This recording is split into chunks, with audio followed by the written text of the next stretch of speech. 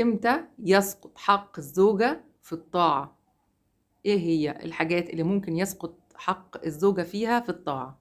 اولا، لما الزوج يتخلى عن مسؤوليته في حق النفقة. طبعا هنا النفقة تشمل المأكل والمشرب الملبس، وكمان السكن، سكن الزوجة. فهنا لازم يوفر لها سكن مناسب، ولازم يكون مأكل ومشرب مناسب على قدر استطاعته، على قدر استطاعته.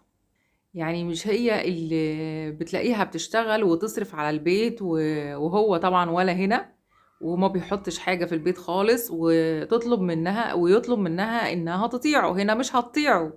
طبعا هنا أصلا يسقط حق طاعته. لازم الإنفاق يا أصدقائي، لازم الإنفاق على الزوجة، دي من القوامة، أساسيات الزواج.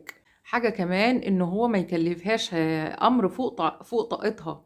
يعني لا يكلفها فوق طاقتها، ما تقدرش عليه حاجة كبيرة عليها وما تقدرش إن هي تنفذها، حاجة تبقى أمر صعب جدا عليها ويطلبها منها. لا يكلف الله نفسا إلا وسعها.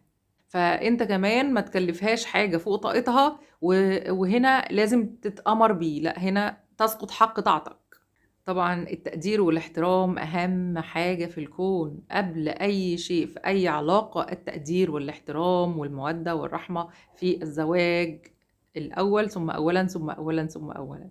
طبعا النصيحة وحق النصيحة والتضحية، حق النصيحة والتضحية.